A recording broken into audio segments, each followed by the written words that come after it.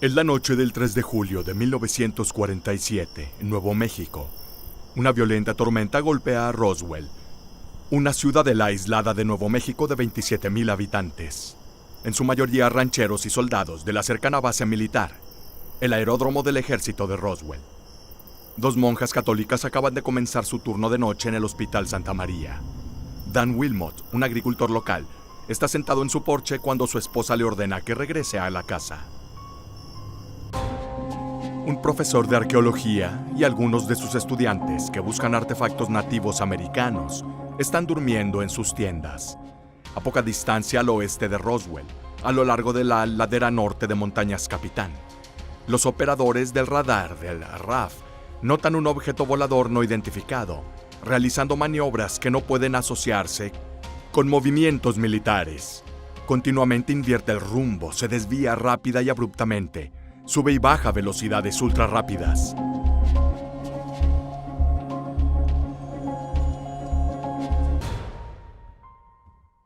El ejército cree que esto se debe a una falta del equipo, pero decide mantener el misterioso objeto bajo observación, hasta que a las 23:27 horas, el objeto desaparece de la pantalla del radar.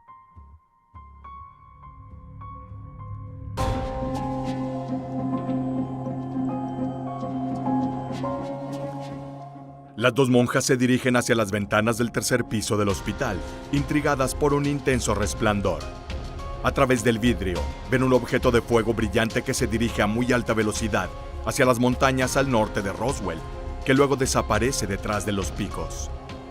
Al mismo tiempo, Dan Wilmot y su esposa también ven un destello brillante en el cielo, mucho más como un objeto volador que un simple rayo. Los estudiantes de arqueología miran arriba y observan el mismo objeto volador, luminoso, que pasa sobre sus cabezas. Unos momentos después, una fuerte explosión resuena en el cielo. No puede ser un trueno, es una explosión, el sonido de un extraño objeto volador chocando. Y así comienza la misteriosa, controvertida y fascinante historia del incidente de Roswell.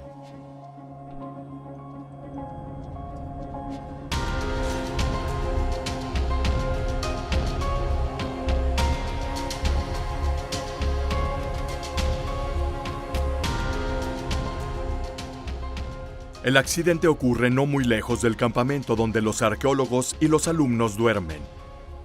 Debido a la tormenta, deciden dirigirse al lugar del incidente. A la primera luz del alba, el profesor, convencido de que el objeto es un avión estrellado, dice a dos de sus alumnos que vayan a buscar el teléfono más cercano para pedir ayuda. Poco después de medianoche, los dos estudiantes ubican un teléfono en la autopista 380 y llaman al sheriff de Roswell, George Wilcox, para informar que han sido testigos de un accidente aéreo. Pero, ¿es realmente un accidente de avión?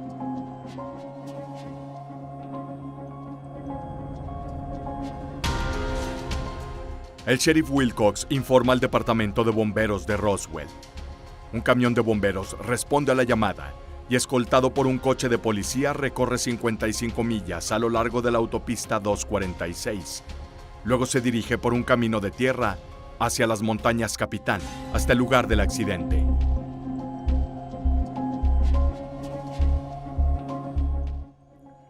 Sobre el camión de bomberos va el teniente Dan Dwyer, de 42 años, nacido en Tennessee, quien se mudó a Nuevo México después de la Segunda Guerra Mundial, donde conoció y luego se casó con su esposa Minnie.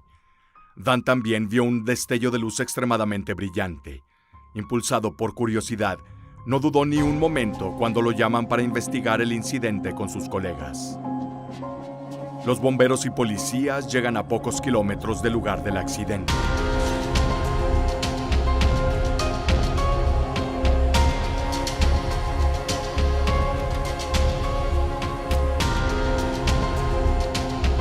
Todavía faltan unas horas para el amanecer. Después de pasar las montañas Capitán, se ven obligados a detenerse. Un pequeño convoy de soldados y unos miembros del gobierno patrullan la zona y tienen órdenes de detener a cualquiera que intente acercarse al lugar del accidente. De hecho, Después de que el misterioso objeto desapareciera del radar, los soldados de la RAF se dirigieron inmediatamente al lugar del impacto. Dan y sus compañeros pidieron poder intervenir en caso de que hubiera heridos, pero los militares se mantienen firmes en sus posiciones. Ningún civil o miembro de la policía puede acercarse al área de impacto. ¿Qué es tan importante para evitar que los bomberos simplemente hagan su trabajo?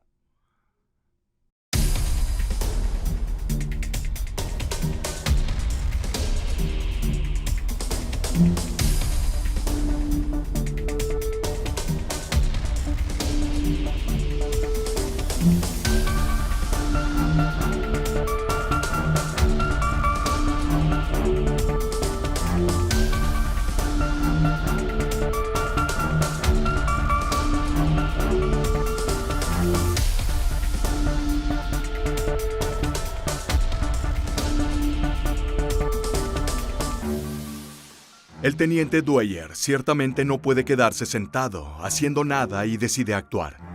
Le pide a uno de sus subordinados que ofrezca café caliente de su termo a los militares. Aprovechando el momento en que la tensión es menor y el amanecer aún no sucede, se escabulle sin ser visto. Trepa por las rocas. Atraviesa los árboles y llega a un punto donde puede ver una gran cantidad de personal del ejército. Varias luces a todo poder. Jeeps y furgonetas militares, sistemas de radio y comunicación. No solo eso, Dan también se da cuenta de que una grúa levanta un extraño avión en el aire para ser colocado en un camión de plataforma. La aeronave se asegura con cadenas y cables, y luego se cubre con una lona. En ese momento un grupo de personas se acerca al sitio. Es el arqueólogo con sus alumnos. El teniente Dwyer regresa al camión de bomberos sacudido por lo que acaba de ver. Con una excusa evita los insistentes interrogatorios de los militares. Pasan unas horas y el ejército despeja completamente el sitio y lo asegura.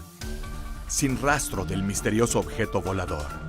No hay información sobre el accidente. El teniente Dwyer es el único testigo presencial de un misterio sin resolver. Está atormentado por sus pensamientos. ¿A quién puede contarle lo que vio? Mientras guardaba el secreto, que era la extraña aeronave que se llevaron los militares. Mientras tanto, los integrantes de la RAF están convencidos de haber recogido toda la información y evidencia y contener todas las noticias sobre la naturaleza inusual del incidente. Pero, ¿ese es el caso realmente?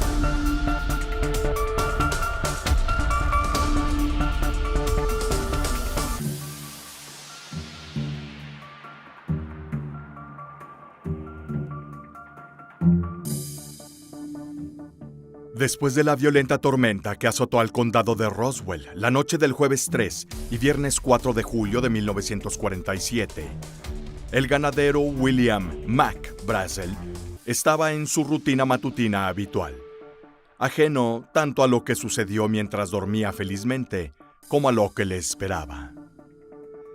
Monta su caballo e inspecciona los pastos que rodean su rancho. Con él está el joven hijo de su vecino, Timothy, de 7 años. Durante su inspección, Brazel descubre una gran pila de escombros, metal plástico como vigas, piezas de material ligero, papel de aluminio y cuerdas. Brazel se lleva algunos fragmentos del material disperso y regresa a casa de su vecino. En particular, muestra a Floyd y Loretta, los padres del pequeño Timothy, un objeto muy curioso. Una hoja extraña de lo que a primera vista parece ser aluminio, muy flexible, pero no se puede quemar ni cortar. Además, cuando intentaron arrugarlo, misteriosamente el objeto volvía a su forma original sin arrugarse. Sus vecinos, tan sorprendidos como Brazel, sugieren que lleve los escombros a Roswell y que los muestre al sheriff Wilcox. A la mañana siguiente, domingo 6 de julio de 1947, Brazel sube a su auto y conduce hasta Roswell, a 75 millas de su rancho. Se detiene en la oficina del sheriff y le muestra el material extraído de la gran cantidad de escombros encontrados en su rancho. El sheriff echa un vistazo al material y escucha la historia del ranchero. Compara sus palabras con la llamada telefónica del estudiante de arqueología del día anterior y concluye que los dos eventos podrían estar conectados o incluso referirse al mismo incidente. Tal vez un pequeño avión pudo haberse estrellado.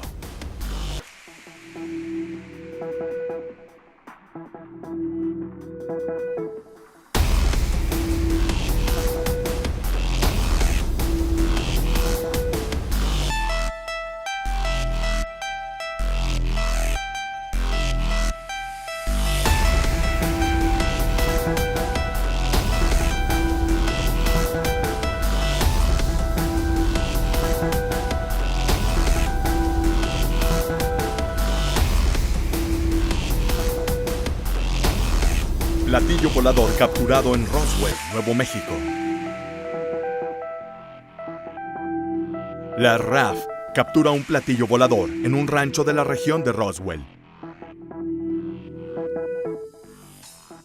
El ejército revela tener el platillo volador encontrado en un rancho de Nuevo México. General Ramey vacía el platillo de Roswell. Memorándum oficial. Fantasía del disco volador explicado. Ganadero acosado que localizó el platillo lamenta haberlo hecho. Disco volador, aire caliente es un globo meteorológico.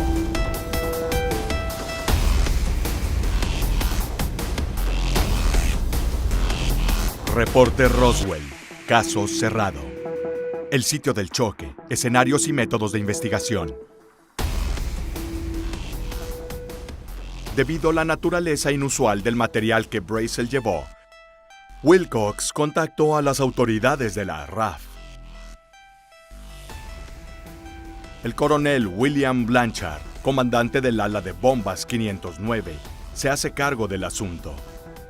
Le ordena a Jesse Marcel, un oficial de inteligencia, que vaya a Roswell a investigar. Marcel entrevista a Brazel, examina las piezas de material que el hombre había traído y decide que es mejor visitar y examinar el rancho él mismo. Brazel acepta sin reservas y acompaña al oficial a su rancho. Una vez llegando al destino, Marcel se da cuenta de que Brazel está diciendo la verdad. De hecho, numerosos pedazos de escombros inusuales están esparcidos en la tierra. La pieza más grande mide 4 pies de largo, 3 de ancho y 1 pie de espesor. Pero lo más importante, es tan ligero como una pluma. A juzgar por la cantidad y el tipo de escombros, Marcel está convencido de que son los restos del fuselaje de un avión que cayó de su cuerpo principal mientras volaba. Además, dada la corta distancia entre el rancho y el lugar del presunto impacto, el objeto extraño recuperado bajo los ojos del bombero Dwyer debe ser el cuerpo principal de un avión. Por lo tanto, surge una pregunta inevitable. ¿Qué tipo de avión? ¿Pudo ser uno militar? Sin duda, este no es uno de los aviones militares con los que cuenta la RAF. De hecho, los restos examinados muestran peculiaridades y signos no atribuibles a los aviones utilizados por el ejército. Algunos de los restos son tan delgados como un periódico, pero increíblemente fuertes, y las vigas plásticas tienen símbolos representados. símbolos muy similares a la escritura jeroglífica de nuestros antepasados. ¿Podrían ser símbolos pertenecientes a una civilización extraterrestre?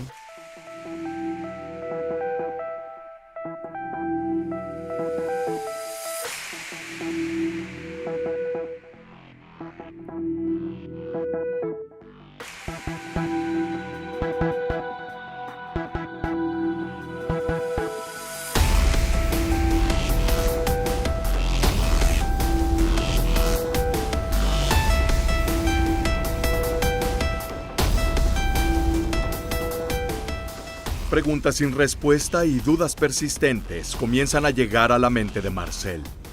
El oficial pasa la noche en un saco de dormir, cerca del campo con los escombros, y cuando sale el sol, sube a bordo de su Jeep Dodge, equipado militarmente. Carga escombros y regresa a la base de la RAF. Marcel le informa al coronel Blanchard no solo lo que vio, sino que también le muestra los materiales tomados del rancho de Brazel, y le da sus suposiciones personales. Blanchard, convencido de que tiene algo muy inusual en su poder y casi seguro que está conectado de alguna manera con el objeto encontrado previamente, alerta a sus superiores en la sede. Y no solo eso. El coronel Blanchard contacta personalmente al jefe de la Oficina de Información Pública de la RAF, Walter Haut, y le ordena que emita un comunicado de prensa sensacional que afirma que los restos de un platillo volador que cayeron en el condado de Roswell fueron recuperados por personal militar. El comunicado de prensa dice exactamente lo siguiente: los numerosos rumores sobre el disco volador se hicieron realidad ayer, cuando la Oficina de Inteligencia del Grupo de Bombas 509 de la Octava Fuerza Aérea del Aeródromo del Ejército en Roswell tuvo la suerte de obtener un disco, gracias a la cooperación de uno de los ganaderos locales y la oficina del sheriff del condado Chávez. De inmediato se tomaron medidas y el disco fue recogido en la casa del ganadero. Fue inspeccionado en el aeródromo del ejército de Roswell y después presentado al mayor Marcel para contratar a la sede. El periódico local, el Roswell Daily Record, publica la declaración completa en su portada, causando escándalo y agitación no solo entre los ciudadanos de Roswell, sino también en los alrededores y quizás en toda la nación. Tanto es así que al día siguiente interviene personalmente la Fuerza Aérea para calmar las aguas y desmentir categóricamente lo dicho hace apenas unas horas. Los periódicos informan ahora que el mencionado platillo volador no es más que un dispositivo meteorológico, el llamado globo meteorológico.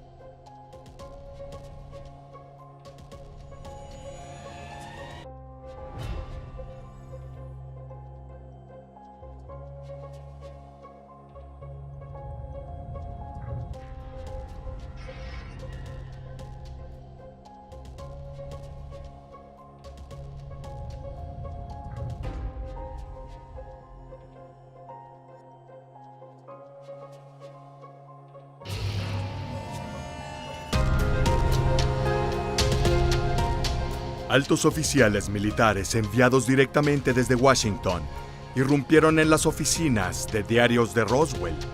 y recuperaron todos los originales de la nota de prensa emitida por la RAF el día anterior.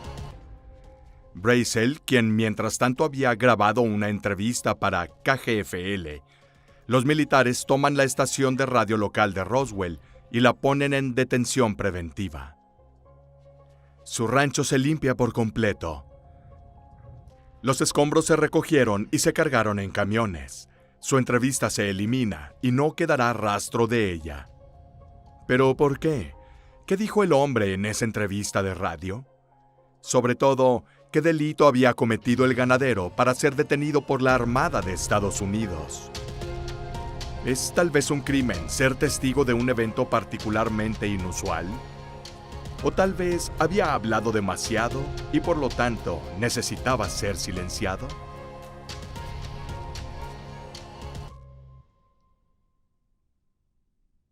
Mientras tanto, los altos mandos deciden cargar los escombros encontrados en el rancho de Brazel y los restos encontrados en el primer sitio por las montañas Capitán, en 2 vuelos militares separados. Ambos aviones salieron de las pistas de la RAF, de Roswell, pero con 2 destinos muy diferentes.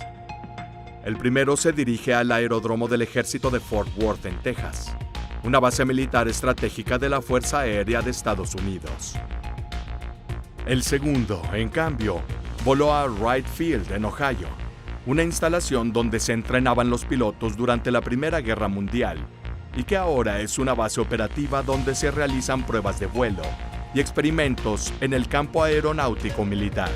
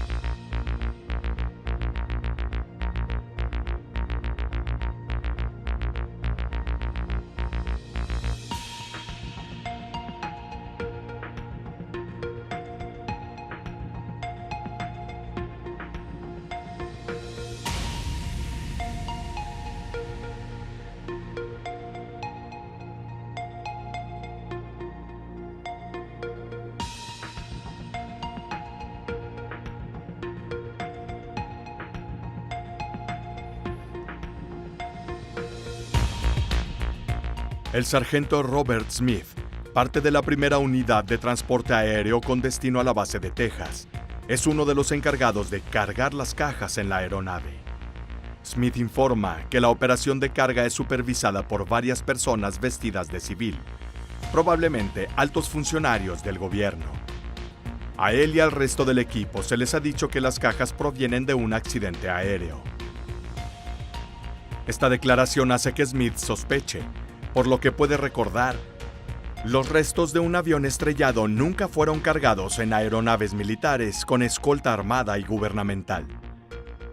Tan curioso de saber más, que durante la operación de carga y aprovechando un momento de distracción de los guardias, el sargento Smith logra sacar un fragmento similar al papel de aluminio de una de las cajas. El hombre se da cuenta de que el material no se puede doblar de ninguna manera. Después de arrugarlo, volvió a su forma original. Sin duda, es uno de los restos encontrados por Mac Brazel en su rancho. Sin despertar más sospechas, Smith logra deslizar el extraño fragmento en su bolsillo.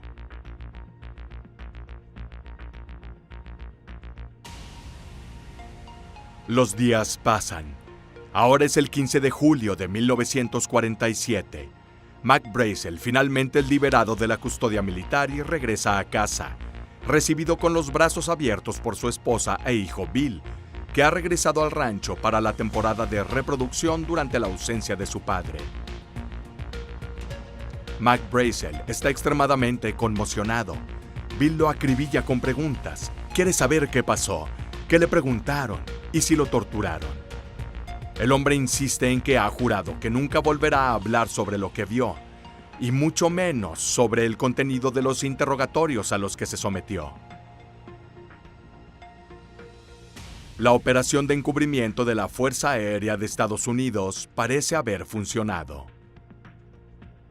Para entonces, la mayor parte del mundo ha olvidado que presumiblemente un platillo volador llegó a la Tierra desde un planeta extraterrestre y se estrelló contra él. Toda la historia ahora parece destinada al olvido, pero en la fatídica noche del 3 de julio, durante esa violenta tormenta en el condado de Roswell, hay otro hombre que presenció el choque de un misterioso objeto volador, el Dr. Lincoln La Paz.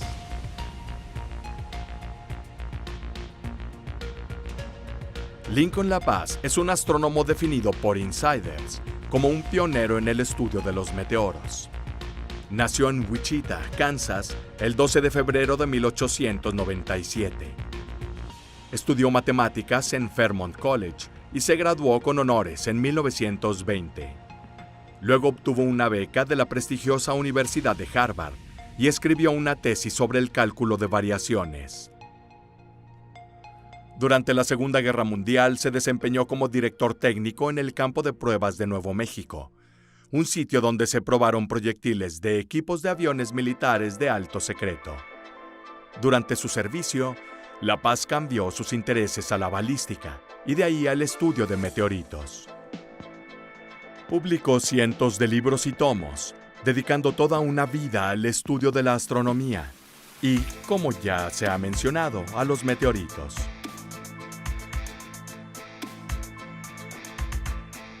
En aquella fatídica noche de 3 de julio de 1947, La Paz conducía con su esposa e hijos cerca de Fort Sumner, Nuevo México, como a 80 millas de Roswell.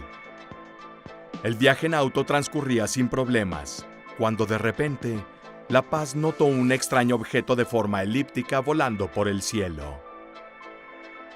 El objeto era muy brillante y tenía trayectorias extrañas e impredecibles. Se balanceaba de un lado a otro. Su brillo era más fuerte que el del planeta Júpiter, y su naturaleza era completamente desconocida para el astrónomo. El objeto desapareció detrás de las montañas Capitán y se perdieron las huellas. La Paz se convenció de que la aeronave, dada su trayectoria errática, se estrelló más allá de los picos. Por lo tanto, 2 meses después, en septiembre de 1947, se aprovecha de la autorización de alto secreto que obtuvo durante la Segunda Guerra Mundial e inicia importantes investigaciones para entender qué era ese extraño y luminoso objeto volador.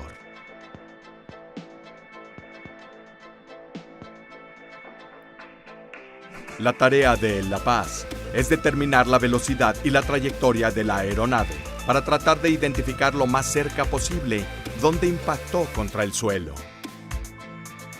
Hay 2 problemas para el astrónomo. El primero, La Paz, quien ya mencionamos, es un pionero en el estudio de los meteoros. No está familiarizado con el estudio de trayectorias de vuelo de aviones o aeronaves. En segundo lugar, los equipos de rescate enviados por Washington para eliminar evidencias hicieron su trabajo tan bien que no quedó rastro del accidente ni en el rancho de Brazel ni en el supuesto lugar del impacto. A pesar de los obstáculos, La Paz está decidido a descubrir la verdad y diseña un plan, un tanto singular pero probablemente brillante. El astrónomo contrata a un investigador biológico cuyo nombre se desconoce. Sabemos que tuvo una larga relación laboral con un tal Albert Einstein. Armados con detectores de metal, se dirigieron hacia Roswell, cerca del área probable del accidente. La idea es que el biólogo determine si la vegetación a lo largo del área afectada ha crecido de manera anormal o ha sido eliminada y replantada. Es un trabajo largo y costoso. El detector de metales, por otro lado, se usa para revelar la posible presencia de material bajo la superficie terrestre. Viajan varias millas en cualquier dirección desde la trayectoria determinada, hasta que descubren un lugar desconocido y aún prístino a unas 5 millas del rancho de Brazel. Aquí, La Paz y el biólogo observan que el suelo parece haberse cristalizado de alguna manera, siendo la parte superior de la arena y la grava ahora con un tono de azul muy claro, pero visible. Es causada por lo que parece ser un patrón transparente, como si hubiera sufrido un revestimiento o le hubieran rociado un aerosol azul a la superficie del suelo. Además, las plantas y arbustos que crecen alrededor del área parecen quemados, porque están más o menos tratando de volver a una etapa de crecimiento natural después de haber sido dañados.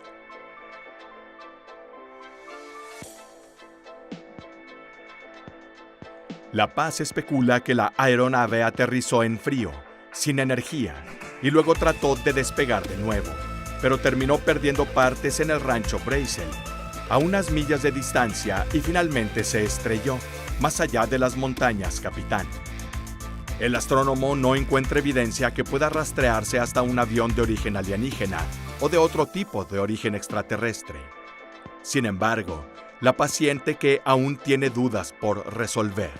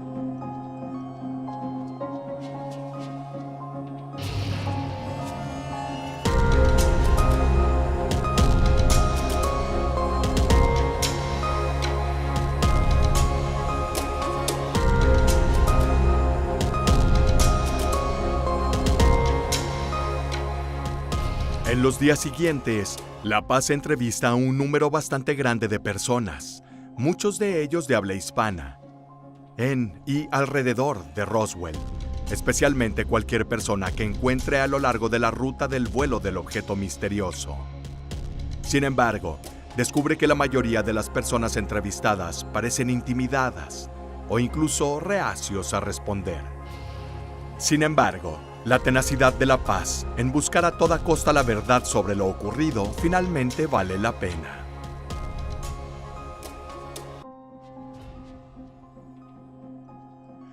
Inspeccionando los lugares a lo largo de la trayectoria del vuelo de la aeronave, él naturalmente se encuentra con el rancho de Brazel. Como se mencionó, el hombre es extremadamente reacio, se niega a dar detalles sobre lo que ha visto y sobre todo lo que ha sucedido en los meses anteriores. La Paz se rinde ante el hombre obstinado y comienza a irse cuando, ahora ya lejos de la casa, se le une Bill, el hijo de Mac Brazel, montando en su caballo. Le hace señas a La Paz para que se suba al caballo con él y lo lleva a un cobertizo, no lejos del área del impacto de la pila de escombros.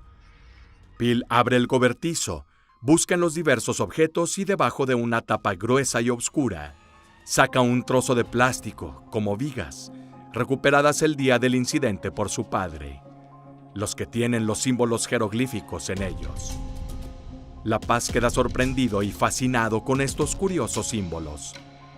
Bill le dice que encontró la pieza casi escondida bajo tierra, unas semanas después de que llegaran los militares, y la guardó con la esperanza de que algún día, entregándolo a las manos correctas, podría descubrir la verdad. El astrónomo se hace cargo tanto de las peticiones como de las esperanzas de Bill Brazel y se lleva el objeto consigo.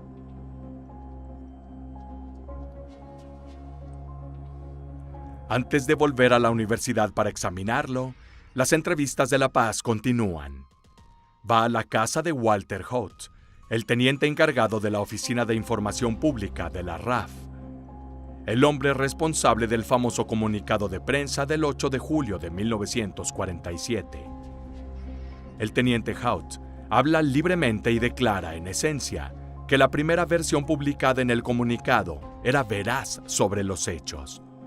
En particular, afirma diciendo: «Estoy convencido de que lo que observé personalmente fue un tipo de nave espacial y su tripulación del espacio exterior».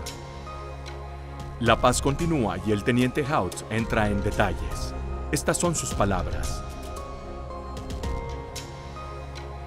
El 8 de julio de 1947, tras el comunicado de prensa dado por la tarde, el coronel Blanchard me llevó a un hangar de la base RAF. Aquí vi una nave espacial en forma de huevo, de unos 4,5 metros de largo, junto con varios cuerpos pequeños de aproximadamente 1 metro de altura, con cabezas grandes. Estaba seguro de que los cuerpos eran extraterrestres y que estaban en la nave espacial que se estrelló en Roswell, en 2 lugares diferentes. Una a unas 75 millas al noroeste de Roswell, en el rancho de Brazel, mientras que el otro estaba a unas 40 millas al norte de la ciudad, donde se encontraron la nave espacial principal y, de hecho, los cuerpos.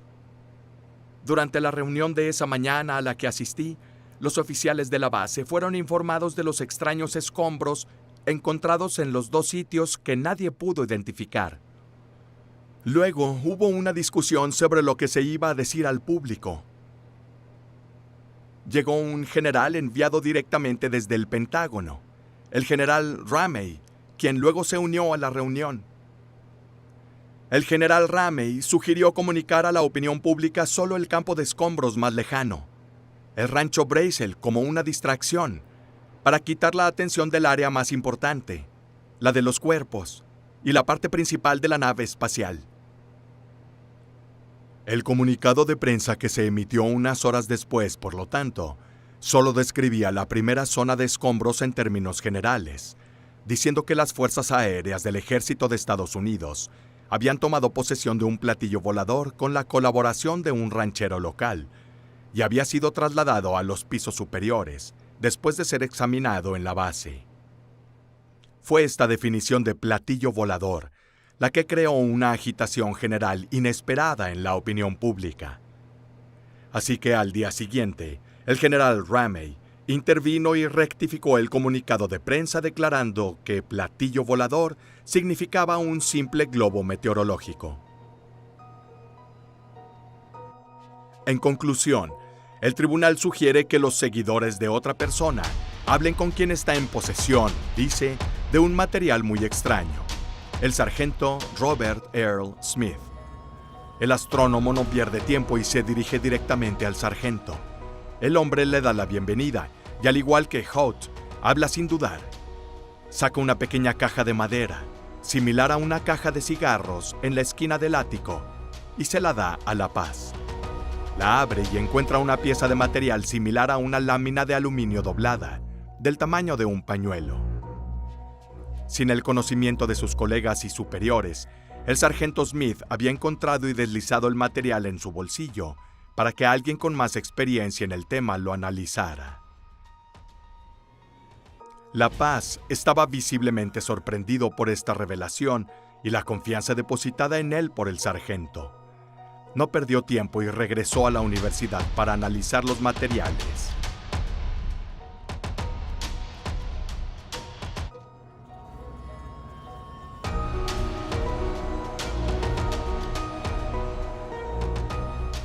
Para estudiar el extraño papel de aluminio, La Paz pide ayuda al coronel Philip J. Corso, un experto militar y jefe de algunos de los proyectos de armas más secretos del Pentágono. El coronel escudriña el misterioso objeto y se da cuenta de que está ante algo extraordinario.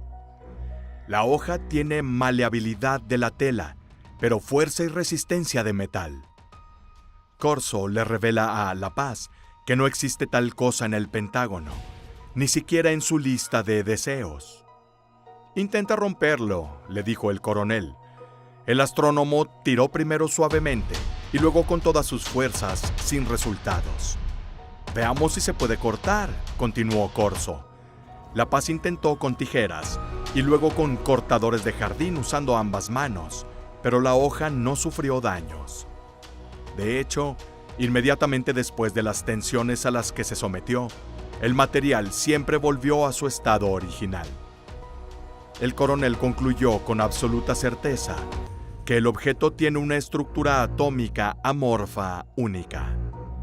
De hecho, en la Tierra no hay materiales ni metales con una estructura atómica similar.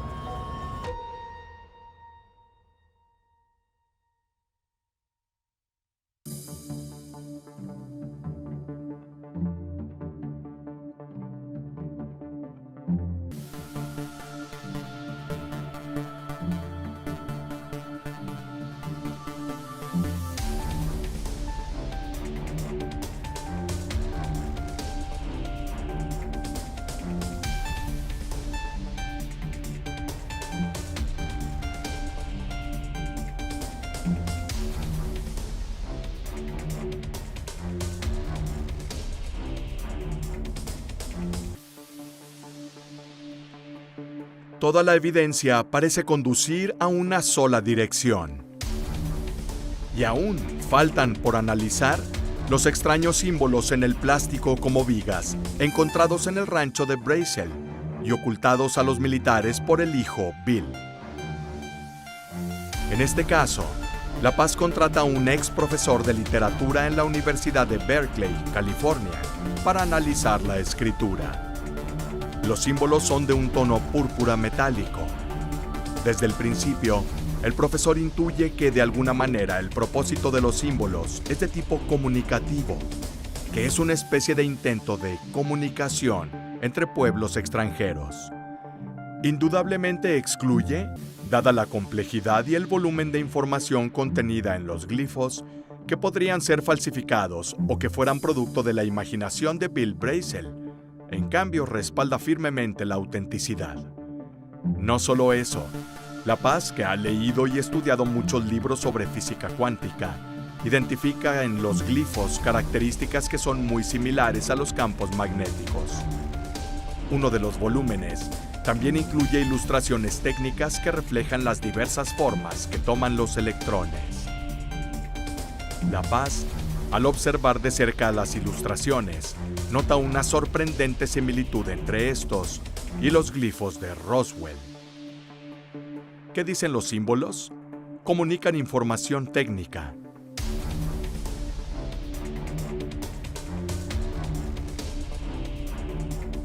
Reorganizando los 10 símbolos dibujados en las vigas del pedazo de papel y numerándolos del 1 al 10, de izquierda a derecha, podemos ver la correlación entre estos y las nubes de electrones.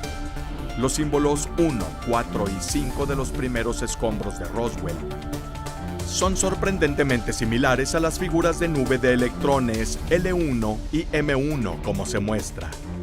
El símbolo 8 es exactamente lo mismo que L2. Si bien no es del todo idéntico, los símbolos 3 y 6 tienen una clara semejanza con L3.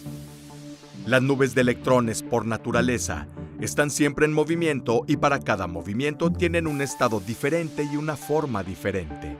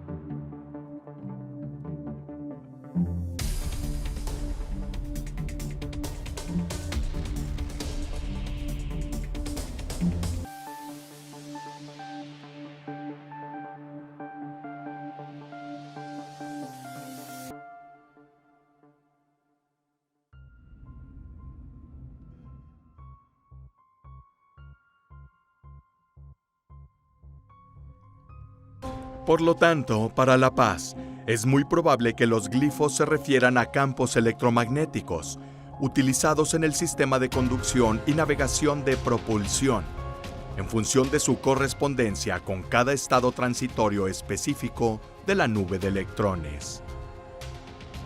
No solo eso, dada la complejidad de los símbolos, su autor debe de alguna manera saber diseñar, construir y en consecuencia pensar a nivel subatómico, aprovechando la carga de una partícula del átomo, el electrón, usándolo para realizar el movimiento. Un curso podría establecerse simplemente dibujando las diversas formas que la nube de electrones tomará cada vez que tenga que virar, o ir recto, o cruzar la atmósfera. Y como este conocimiento subatómico no es inherente al ser humano, La Paz y el viejo profesor concluyen que solo puede tratarse de un escrito de otro planeta, de vida extraterrestre extremadamente inteligente.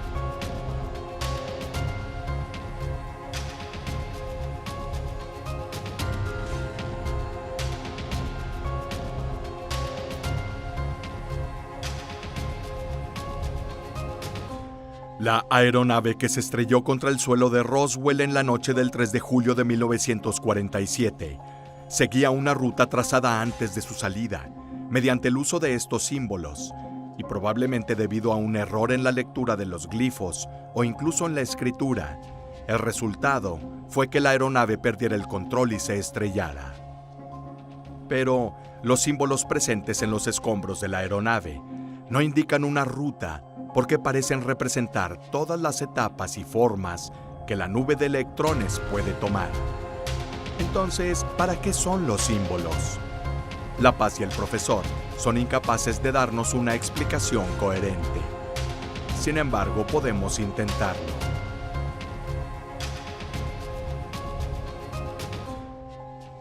Porque 25 años después del trabajo de La Paz, el 2 de marzo de 1972, a bordo del cohete Atlas Center, lanzado desde el Cabo Kennedy, la sonda Pioneer 10 fue enviada en una misión al espacio. Pioneer 10 es una sonda no tripulada, destinada a explorar los planetas del Sistema Solar, particularmente dirigida a Júpiter. La sonda tiene a bordo una placa de oro con un dibujo de un hombre y una mujer, junto con información sobre los orígenes del hombre y los creadores de la propia sonda, destinada a cualquier entidad extraterrestre que eventualmente lo encontrará. Entonces, volviendo al análisis del Dr. Lincoln La Paz de los glifos presentes en la aeronave de Roswell en la noche del 3 de julio de 1947, ciertamente diríamos que las intenciones de quienes enviaron esta nave a la Tierra son las mismas que las de quienes lanzaron el Pioneer 10 25 años después. Es decir, la comunicación y el conocimiento mutuo de los pueblos que habitan diferentes planetas. Un intento de contacto entre pueblos extraterrestres. Sin embargo, La Paz y el viejo profesor no encontraron ninguna base científica. Al igual que descifrar los jeroglíficos egipcios, ha requerido siglos y siglos de estudio a profundidad en la misma manera. Probablemente pasará algún tiempo antes de que la comunidad científica pueda dar una explicación exacta e irrefutable de esos símbolos.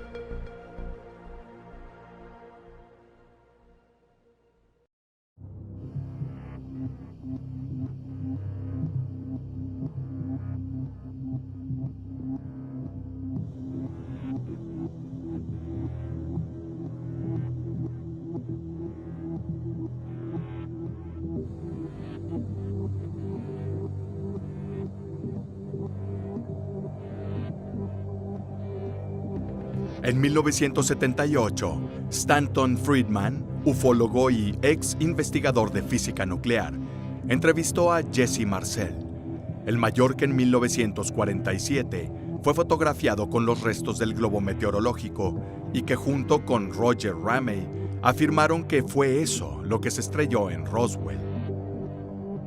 En la entrevista, el mayor afirmó que la versión de la Fuerza Aérea era una distracción. Fue una declaración falsa, destinada a encubrir la verdad y ocultar lo que realmente se estrelló en Nuevo México en julio de 1947. El caso reavivó el interés en el incidente de Roswell y atrajo la atención de los medios globales. Tanto así que el 15 de febrero de 1994, en respuesta a una investigación parlamentaria sobre el caso Roswell, la Fuerza Aérea abrió una investigación interna destinada a esclarecer el asunto de una vez por todas. De este modo, un primer informe oficial fue escrito y publicado. El informe Roswell, realidad contra ficción en el desierto de Nuevo México, en 1995, y un segundo y último informe en 1997. Como se indica en los informes, no fue un globo meteorológico lo que se estrelló, sino un módulo perteneciente al proyecto Mogul, una operación de alto secreto de la Fuerza Aérea de Estados Unidos, dedicada a monitorear las actividades de la Unión Soviética y su posible progreso en el desarrollo de bombas atómicas.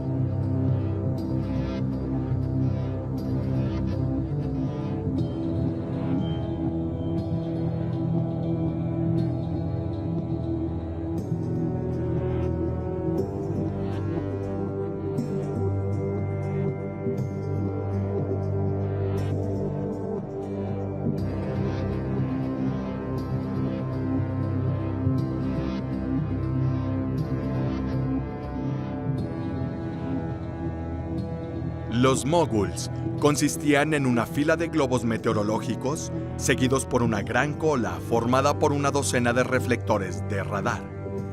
Un mogul medía unos 100 metros de largo y el choque de uno de ellos podría haber creado campos de escombros en un área más o menos extensa. La evidencia de este proyecto se remonta a antes de 1947. Inicialmente fue concebido por el geofísico Morris Ewing, como se demuestra en un memorándum enviado al general Karl Sputz, un comandante de las Fuerzas Aéreas del Ejército, donde sugirió una forma de detectar posibles pruebas atómicas soviéticas.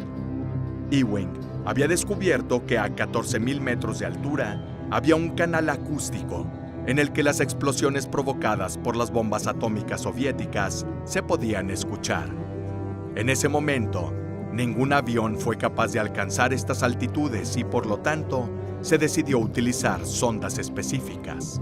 Para elaborar estas sondas, la Fuerza Aérea entró en contacto con la Universidad de Nueva York, que organizó el llamado Grupo Globo, dirigido por Alpha Stan Spielhaus. Tras los primeros lanzamientos de pruebas realizados entre abril y mayo de 1947, del campo de fútbol de la Universidad Lee de Belém, Pensilvania, se decidió trasladar el sitio de lanzamiento a la base aérea de Alamogordo, en Nuevo México.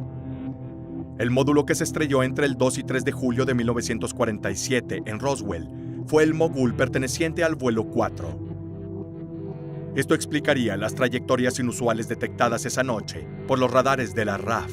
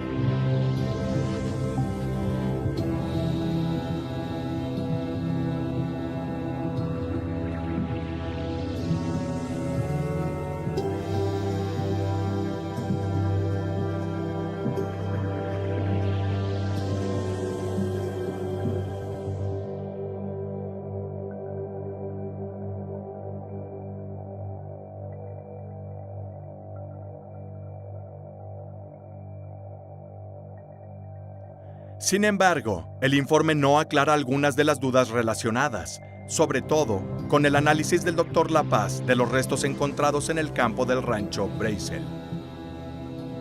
En particular, el misterio está conectado a la extraña lámina de aluminio, hecha de un material maleable como tela, pero más resistente que el metal.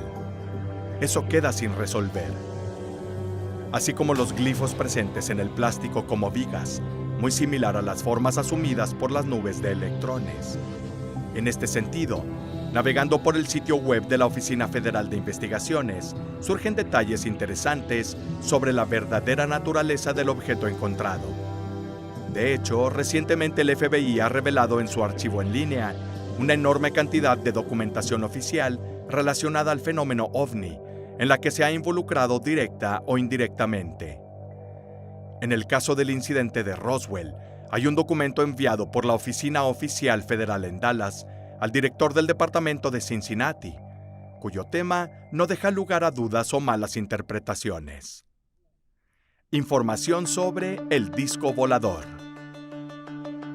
Damos a conocer aquí íntegramente el contenido del telegrama fechado el 6 de julio de 1947 que, como pueden ver, contiene palabras que posteriormente fueron eliminadas por razones lamentablemente desconocidas para nosotros y que, a juzgar por el contexto, muy probablemente se refiere a una oficina de gobierno o sede oficial. La Octava Fuerza Aérea redactó telefónicamente e informó a esta oficina que un objeto que pretendía ser un disco volador fue recuperado cerca de Roswell, Nuevo México, en esa fecha. El disco tiene forma hexagonal y estaba suspendido de un globo por un cable, cuyo globo tenía aproximadamente 20 pies de diámetro. Redactado, además, informó que el objeto encontrado se asemeja a un globo de gran altitud con un reflector de radar, pero esa conversación telefónica entre su oficina y Wright Field no había confirmado esta creencia. El disco y el globo son transportados a Wright Field por un avión especial para el examen de la información proporcionada a esta oficina, debido al interés nacional en el caso y sus hechos. La National Broadcasting Company, Associated Press y otros trataron de tener la historia de la ubicación del disco hoy. En esta, se aconsejó que solicitara a Wright Field que asesorara los resultados del examen de la oficina de Cincinnati. Pero no se están realizando más investigaciones. Como se puede ver fácilmente, ya en 1947, muy poco tiempo después del descubrimiento de los restos del misterioso objeto, incluso el FBI expresó fuertes dudas sobre la veracidad de la teoría según la cual el objeto no es más que un globo meteorológico.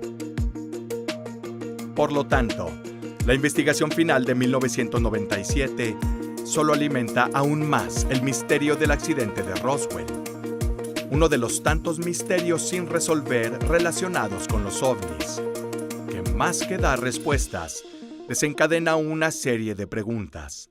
La más importante de ellas permanece: ¿estamos realmente solos en el universo?